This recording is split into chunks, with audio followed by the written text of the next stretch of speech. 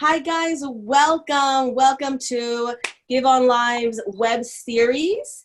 This is called DeFi Tuesdays, and we're so happy to really help the world enter into the digital economy. So DeFi, what is that? Decentralized finance, cryptocurrency, blockchain, okay? So we're here today with some experts, some really amazing people in the space to give us a little breakdown on what is Bitcoin, what is trading these kinds of currencies. So without further ado, I'd love to start with Gareth. Can you just give us a little tidbit, like what is Bitcoin? What is it? What is Bitcoin? Well, essentially Bitcoin in its simplest terms is just a new form of money. And probably to understand really what that means, it's just the next evolution. So we have new versions of everything, and money just tends to come out at a slower pace. We tend to keep money for hundreds of years. So the form of money that we have right now is fiat money. So it's money that's issued by a government. And essentially that's probably the key difference about what we are moving to. We are looking to move to a form of money, as in Bitcoin, that does not have a central authority that has issued it, and that controls it on a day-to-day basis and authorizes and permits the transactions that go from A to B. So at the moment, if I wanted to send a person some money, it would go through a central authority. Usually a bank would need to verify that payment. When we move into a Bitcoin world, it's genuinely peer-to-peer, and the central authority has been completely removed from that, which has a whole host of benefits. Probably the main one being, when you remove the central authority, is that now they can't censor any of the payments. I can send money to anyone in the world with no risk of that being censored and removed.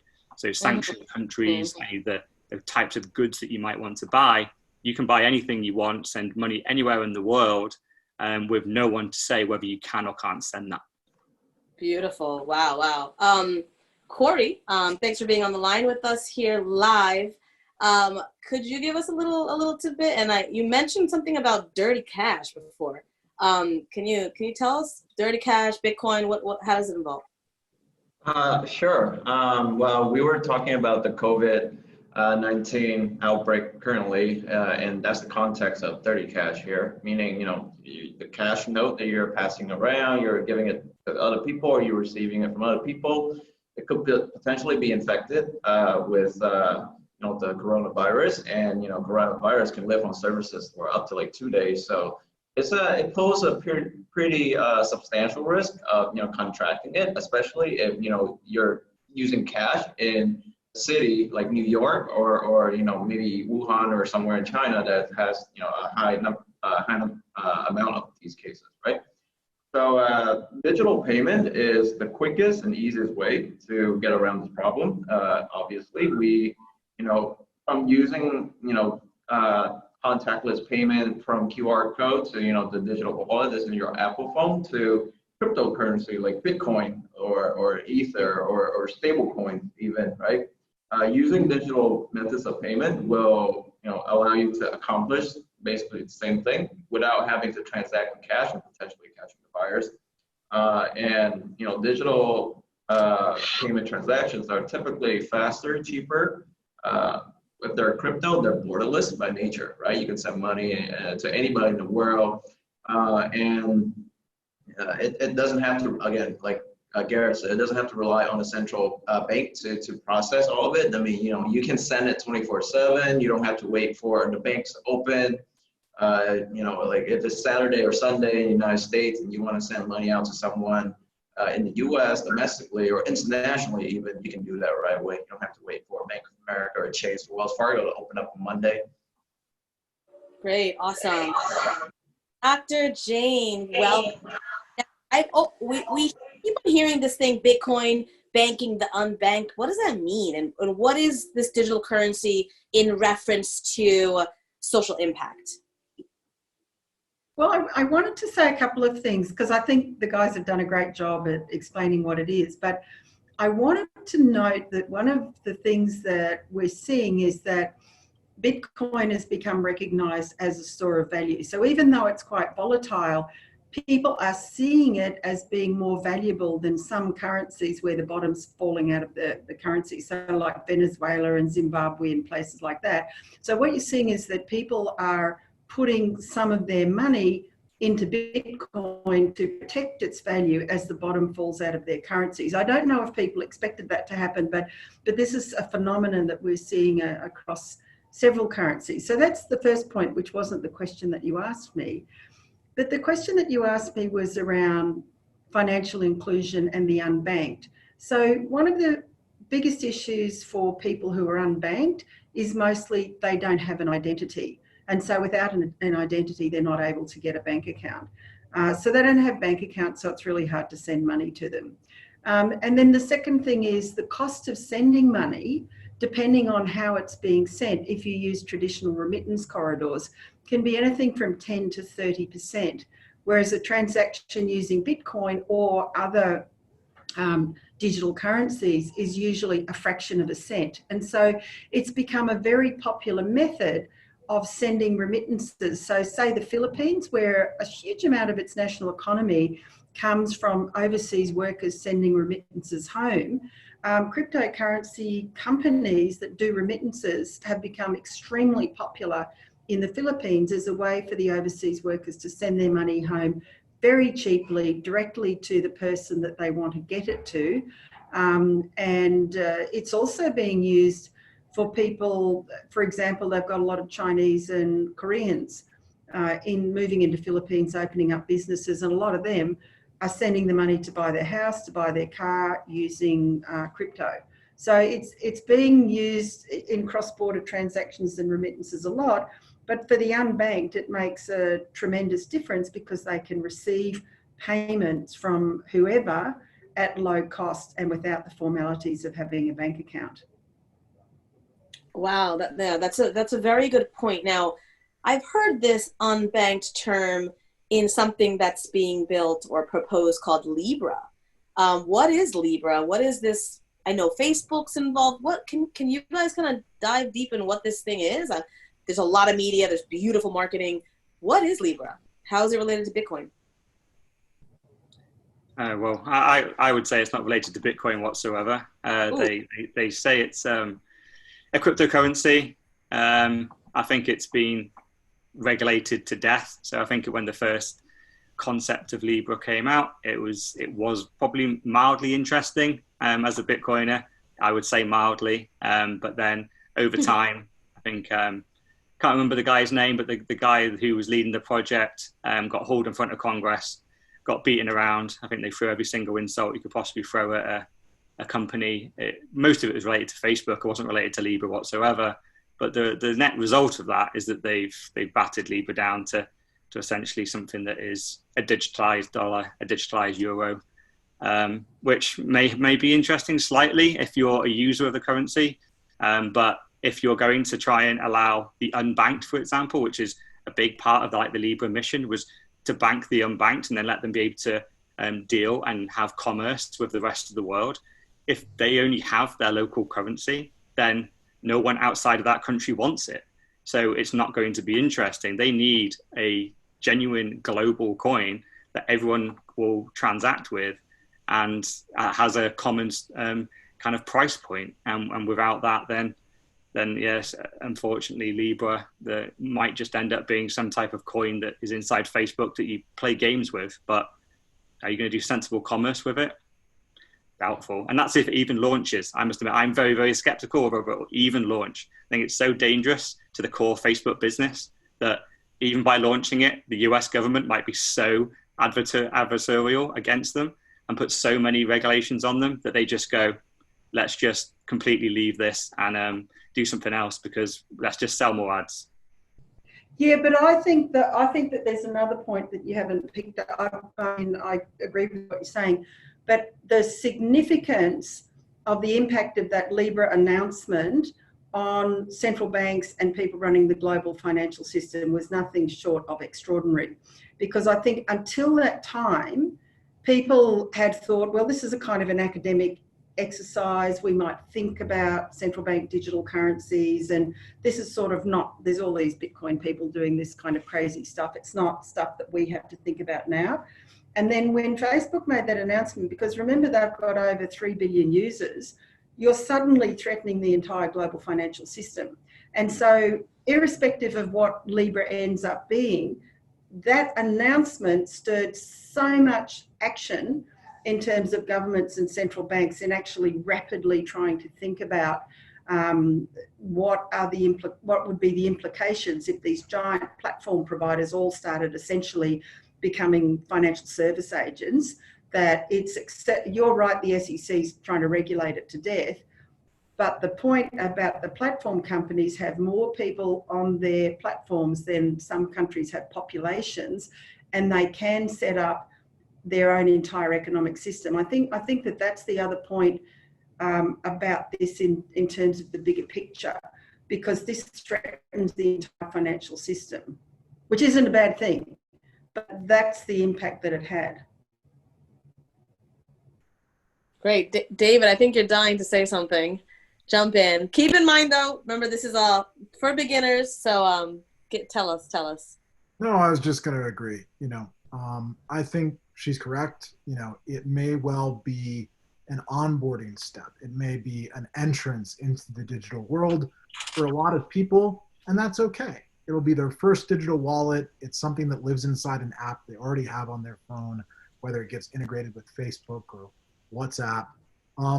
And so I think for that reason, it's a useful bridge, just like the fact that, it might not be ideal that there are centralized exchanges, but most people that have a bank account, that's the easiest way for them to first get crypto. So as a bridge into the ecosystem, I actually think it's a good thing that effectively what the regulators have done is clear the field for startups and for DeFi projects to build things. And Google and Amazon and Microsoft and Facebook can't compete because they're sitting in a different regulated bucket. So I actually think maybe a positive to see more innovation because the 800-pound gorillas aren't going to come and dominate the space.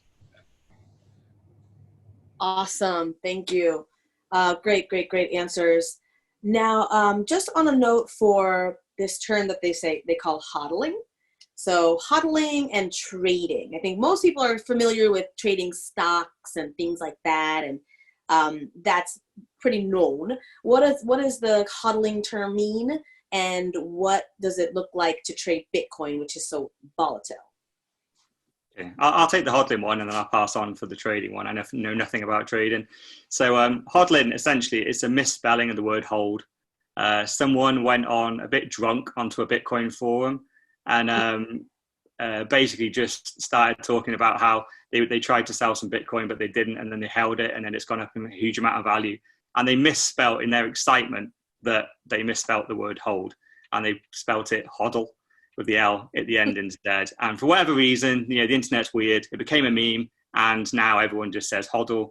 And so essentially, and it's pretty much been the best strategy, and it even comes as high up as probably one of the best investors ever, Warren Buffett. He even says, the best investors in the world, when they looked at some of his market book and the investors, the best investors on his book were dead because they were the ones that never sold. They bought stocks and rode them all up 50, 60, 70 years, and they all made money. They're the guys that make money, the ones that just hold and just go with the market.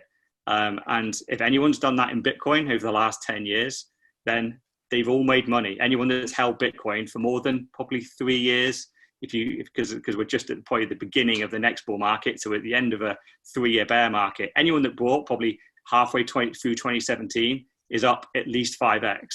It's only the people that bought right in that peak. Probably there's about a two-month period where you could be down in Bitcoin. Every other month, other than that 10 years, if you just held the Bitcoin that you bought and kept it, you'd have made money. So that's why it's probably the number one meme in crypto is just hodl the coins that you have.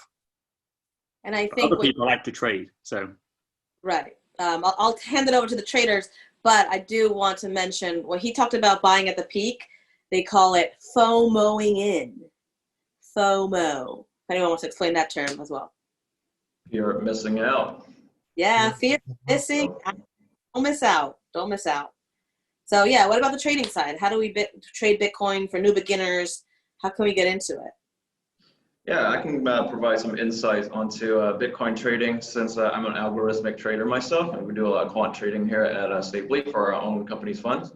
Before I start, a little bit of disclaimer: none of this is investment advice. Past performance is not indicative of future results, and do your own research. Okay. Bitcoin. Okay. If you believe in efficient market theory, prices are efficient, the market and market participant and information should be priced in relatively quickly, then the best thing for you to do is, just to buy and hold, right? Buy and hodl, I guess. A good way to do that would be to actually dollar cost average in, like I mentioned in our previous talk, to dollar cost average in to, the cryptocurrency that you would like to hold or hodl. For example, Bitcoin, right? Instead of putting, let's say you have $10,000, instead of putting $10,000 all in right at once, which could work out if you buy it low, but what if you bought it at the high, right? Because you FOMO, right? And then, if you put in $10,000 and it could literally go down 30, 40, 50, 60% within a matter of weeks or months. So it could cause some detrimental effect to, a person, an investor psychology and emotional well-being. I'm speaking not this from experience myself. I'm sure many people has gone through that in the crypto roller coaster in the past couple of years. Now, on the trading side, there's a lot of different trading methods. What I practice is quantitative trading, which means I analyze a lot of data to identify patterns in the market due to market inefficiency in order to exploit those patterns to generate a profit.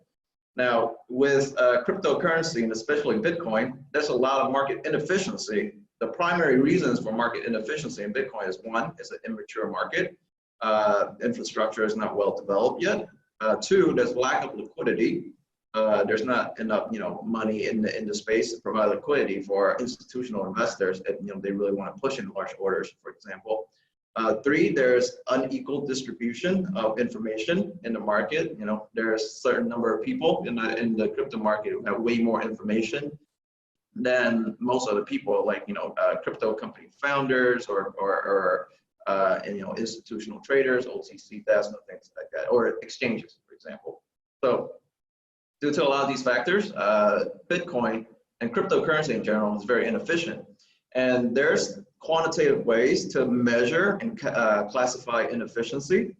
And usually inefficiency tends to fall into two categories: momentum or mean reversion.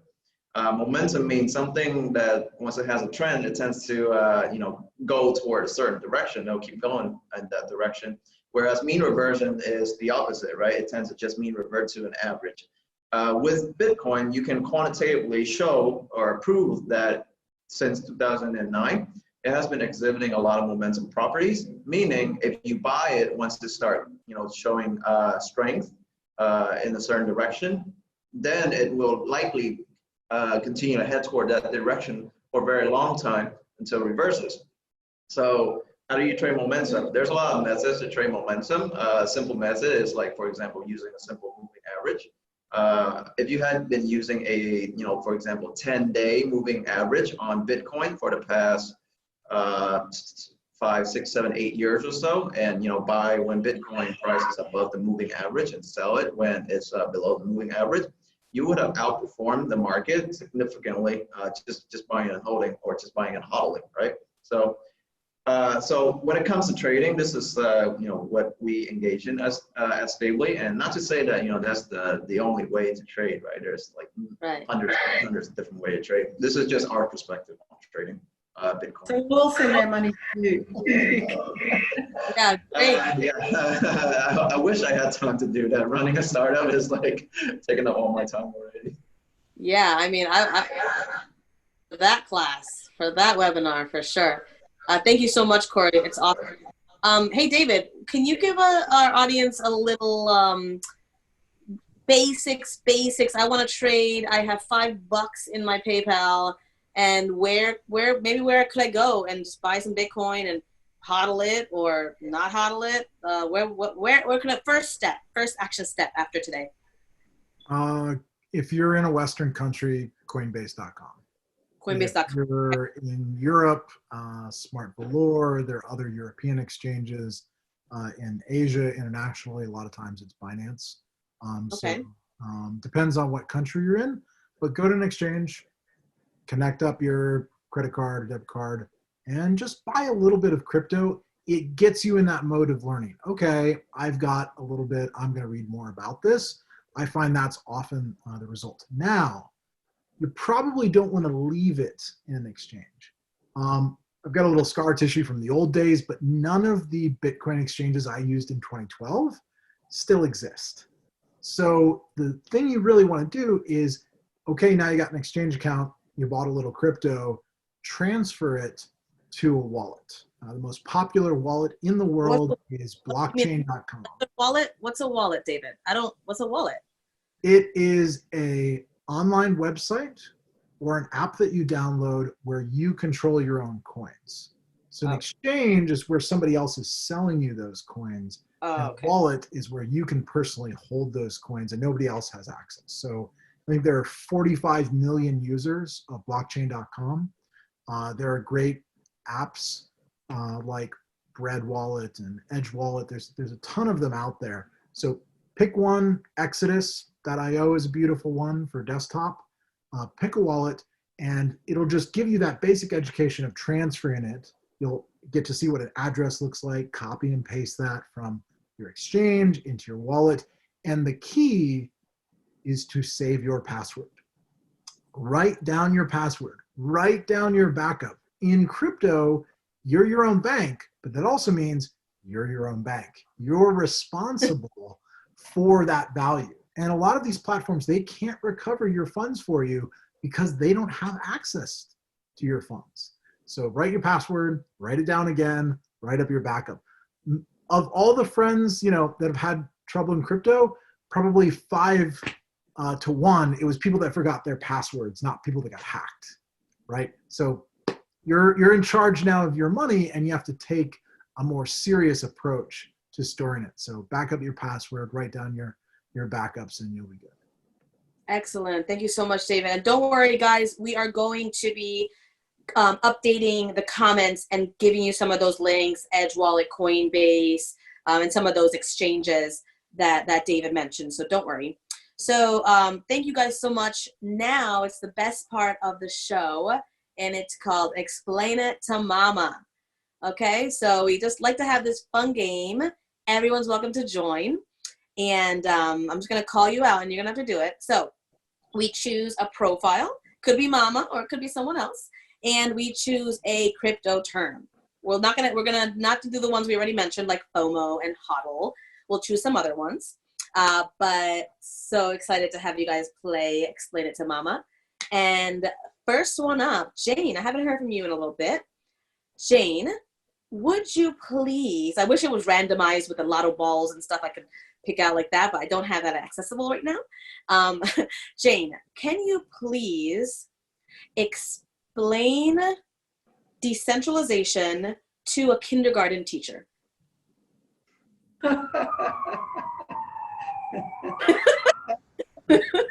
Kindergarten teacher. yeah, kindergarten, little kiddies all day long. Okay, well, what I'd probably do is I'd give all of the kids in the kindergarten some chocolate money and get them to exchange it with each other directly, and then explain that effectively this is what's going on with decentralized finance, that I don't give it to the kindergarten teacher to give to the kids. I've given them their chocolate money, and if they want to give their chocolate money to another child in exchange for a toy or for something else, then they can do that and they don't need to ask the teacher. Of course, the problem with my analogy is they'll all eat the chocolate money and they won't exchange it. Nice. Or the classroom bully doesn't want to exchange the chocolate and only take it from everyone else. Anyway, it was kind of decentralized exchange for kindergarten. Beautiful, beautiful. Okay, next up, we're going to go with Alexander. Welcome on the line, straight from Singapore. Alexander, please, as if you're talking to Grandpa, Grandpa, he's about 80 years old. Bless his soul. 80-year-old grandpa, please explain to him stablecoin. Okay. So Grandpa's been around. Here, hi, Grandpa. Hi, Alexander. Hey, Grandpa, what's up? Hi, Grandpa. Nice to see you. I'm glad to see you're healthy. So, Grandpa, do you remember the days when we had the gold standard between 1972 and before? Do you remember those days, Grandpa? Yeah. Okay. I remember like it was 1971. It's been a while. Yeah, it's been a while. Okay, so remember when we had basically the whole world was based on something called the gold standard up to 1972, and then Nixon got rid of it, and after he got rid of it, the U.S. everybody else followed, but basically the whole world was on something called the gold standard by 1972. Now during that period, between particularly after the Second World War and up to 1972. Essentially, gold was the central reserve currency of the world, and it was effectively a way in which you would measure the value of your currency. Now, if you were a US person in the 60s and you had a few dollar bills and you wanted to actually claim the gold from the Fed, in theory you could. In theory, you needed a few $100,000, but you could walk up with all your bills and you could go get the equivalent in gold. Now, stable coins is effectively trying to do the same thing, take the same concept, but making fiat effectively the standard for the world. What is a fiat? Is that a car, Alexander? Well, fiat is just the normal dollar bills that you have on your hand or any other currency. Now, using fiat as a stable coin, I find it's a bit of an oxymoron because we know that there's something called inflation, and particularly since the financial crisis, we've had multiple rounds of easing, and that value of your dollar is no longer the same value you had, certainly not since 1972. But really, the idea of the stable coin is really to tie the value of a real world good and service to something that doesn't change. And in 1972 and before, that was gold. There was only a certain amount of gold in the world, and it was very, even by 1972, it was known how much gold reserves there were in the world, and there was basically nowhere to create more gold, besides trying to counterfeit it. And effectively, that's what blockchain is trying to do through stablecoin. Although, Grandpa, I know you're a joker, so I know you'll appreciate the joke that the word stable and the word stablecoin is not what the crypto community agrees to when it comes to fiat currency. We do not equate stable with fiat. Awesome. Thanks, son. Beautiful. You're welcome, Grandpa. Excellent, excellent. Okay, now I'm going to have a little fun with this one, but remember, these are completely random choices. Gareth, could you please explain the term FUD, F-U-D, to President Trump? Completely random. What does that mean? Mr. Trump, you're going to love this one because you think you get a lot of FUD. It's what you call fake news. So FUD is fear, uncertainty, and doubt. And essentially, it's what naysayers will try and do to basically naysay and put down an idea or a concept or whatever. Without probably listening to the good side, they will just look at all the negatives and throw it out there and try and scare a market away from an idea. So that could be your presidency.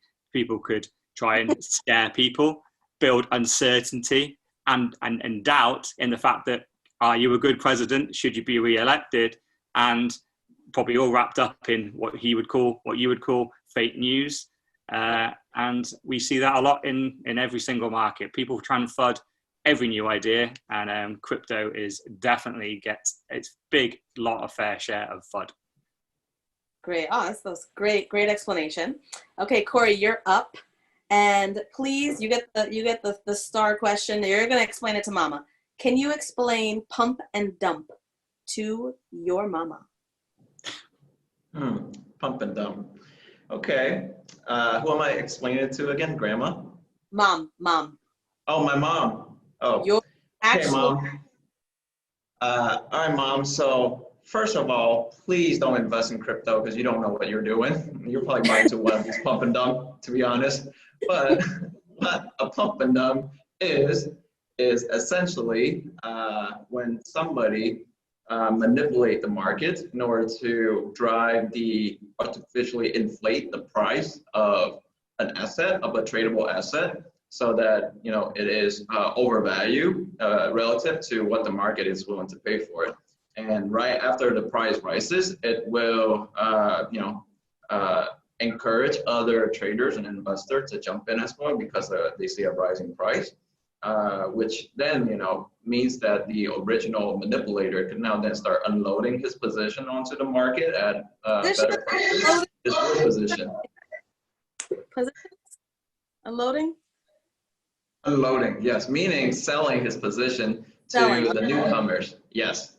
So for example, let's say I have 100 million, or let's say it starts smaller. Let's say I have $10 million of cash and I want to buy some obscure cryptocurrency. I don't want to pick any random one. Let's just call it the PND coin, right? The pump and dump coin. And of this $10 million, I'm going to use $1 million to slowly buy it over time in order to drive up the price.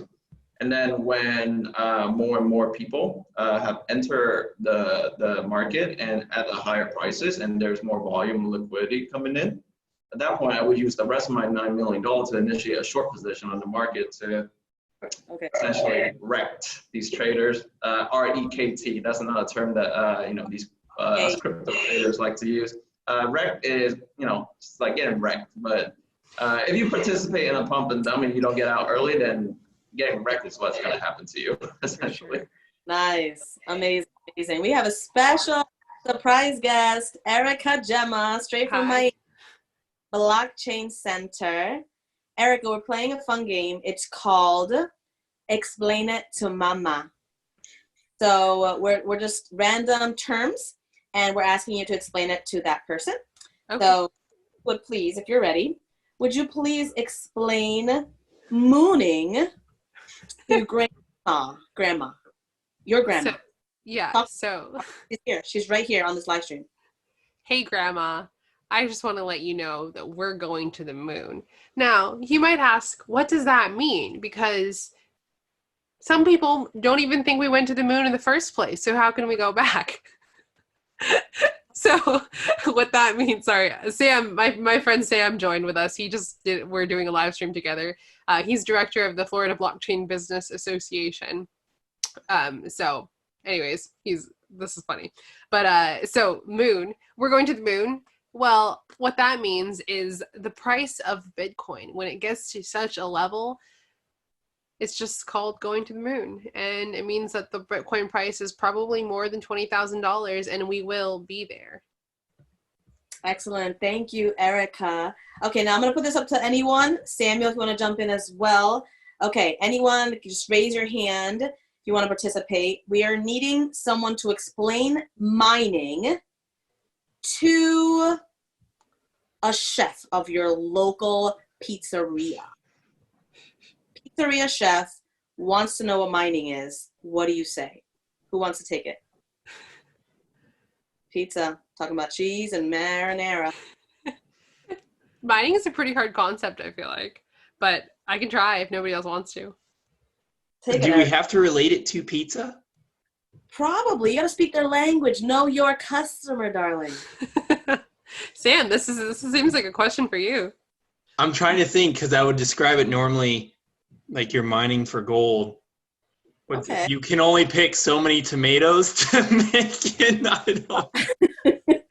You don't have to be exactly to pizza. I mean, I think a pizzeria man, he's gonna know what gold is too. Right? Okay, here I got it.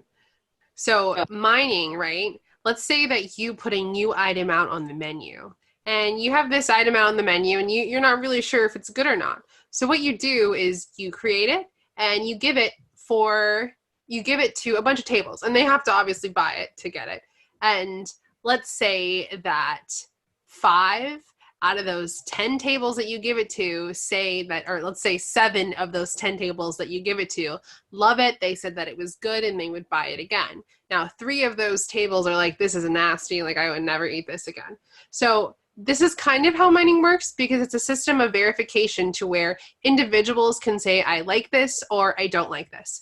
And if they do like it, then it makes it onto the menu and it stays there forever. So that's like pretty basic. And that doesn't explain like, but yeah, that's kind of how mining works. And then, if those people like it, then you enter them into a sweepstakes to where they can win more money for more pizza later on. Whoa, and who can say no to more pizza? Not me. Okay. Another one out for anyone. We've got bearish. You got bearish, and you're gonna explain it to a teenager who loves TikTok. Oh God. I'll do like a bear swipes down, and that's where the market goes. That's pretty good. Yeah, bearing goes down like a dab goes down. It's the same direction. So just imagine the market dabbing on something. You're screwed. Or if you post a new TikTok video and you have no likes or followers or retweets or whatever. Yeah. You get banned. Yeah. It'd probably be like saying, what's Facebook doing right now compared to TikTok? Going down. It's bearish. Nice. Beautiful. Okay, here's a fun one. How would you explain whale to oh man. Someone else pick the person. So I picked whale to what? To who? Your boss. Ooh, to your boss. Well, we're all our own bosses kind of. I know, right? It's true. To your boss in high school when you had a part-time job, or in that's college. a good one. To your boss in college or high school. You are a whale. I am a fish. Your decisions make bigger impact. Also, I'm quitting. What is a whale? I still don't know what a whale is. A whale is someone who just owns a large chunk of something, and when they move, they influence all the little fishies around them that are also moving. Okay. I'll take this one too. So I worked at a grill and deli. I was a waitress in high school, and I would say, "Oh, whale, DJ, you're basically a whale. You're rocking this deli market. You have, but imagine if you had all the supply of deli meats, and you could basically control the price that these other delis are handling, right? Because you have all the meats." And that's basically, a whale can have all the Bitcoin, and there's different people and they have that ability to manipulate the prices in the market. There you go. Cool. Jane, I want you to do one. What, you want me to assign myself one?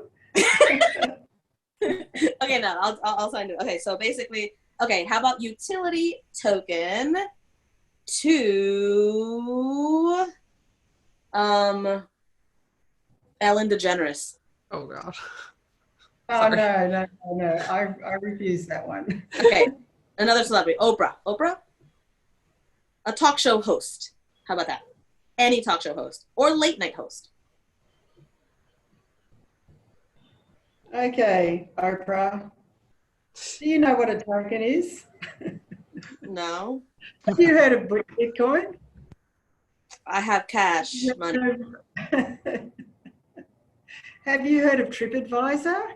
You get awards for doing trips. No, I can't explain it. I'm sorry. I want someone else to do it. It's just sort of like, where do you start? I'll go back to my chocolate coins. This chocolate coin has a function.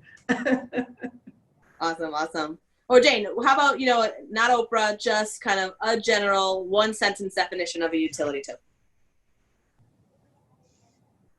It does something. Okay. Oh, beautiful. How about, that's great. Now comparing it does something. How about let's compare it to ICO. Anyone want to explain an ICO? Corey. Woo! ICO. Sure. Who am I explaining it to? You are explaining an ICO to a bus driver. A bus driver. Yes. Okay. Okay, let me think really quick.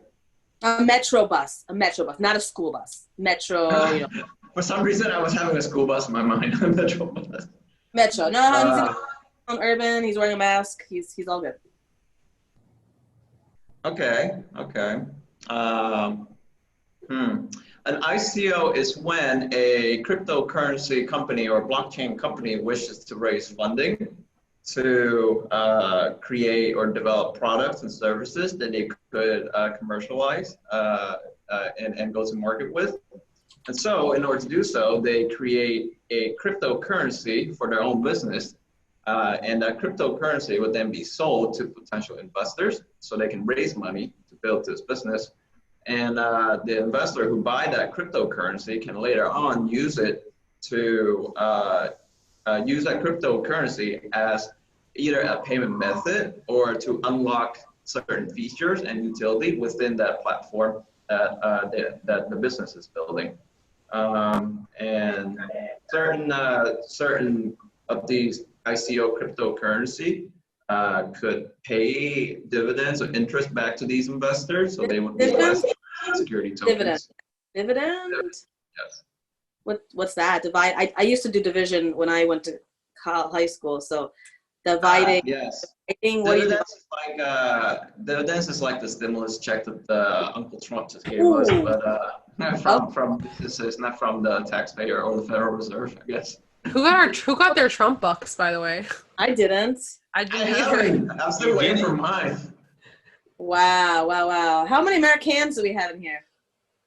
1, 2. How many what? Americans. We got cool. Then we have someone from the UK, Singapore, Australia. Man, we just needed someone from Africa. Hey guys, cool. Guys, thank you for just spending life and giving live right here. I just want last thing for our audience, just one word or one sentence, less than 5 words.